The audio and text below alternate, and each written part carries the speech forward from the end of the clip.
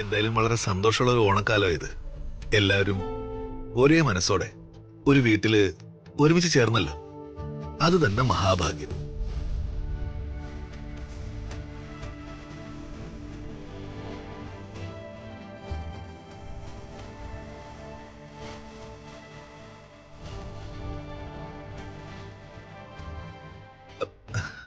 ഏയ് ഇരിക്കമേ.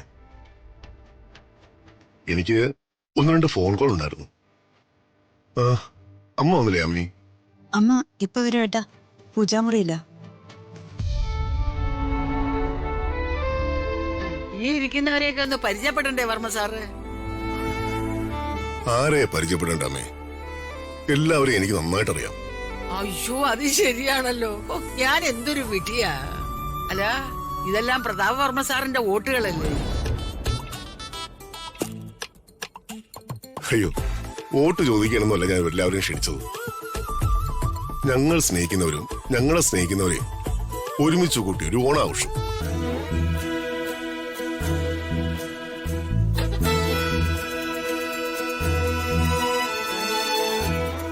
ഇതെന്റെ മാത്രം ആഗ്രഹമല്ല, അമ്മയുടെയും കൂടെ ആഗ്രഹമാണ്.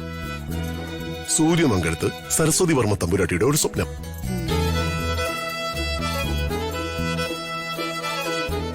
മനുഷ്യരെല്ലാം ഒരുപോലെ, കൂടപ്പറപ്പുകളെ പോലെ, ഉറ്റമിത്രങ്ങളെ പോലെ ഒരേ മനസ്സോടുകൂടി ജീവിക്കണമെന്നാണ് ആ പഴയ ചക്രവർത്തിയുടെ സ്വപ്നം.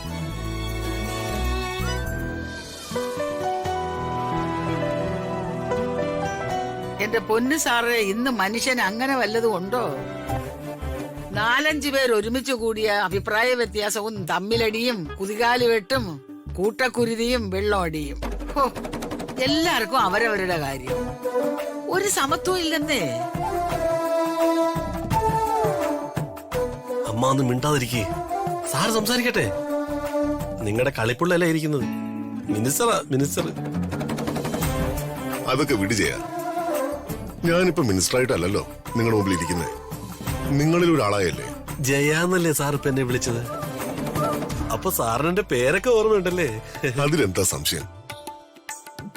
രാജു എനിക്കെന്റെ മാനസപുത്രനല്ലേ.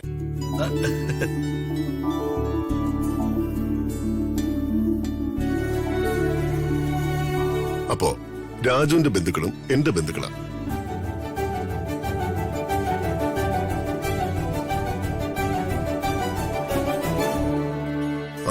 പ്രിയ, രാധമ്മ, രമ്യ, രുക്മിണി,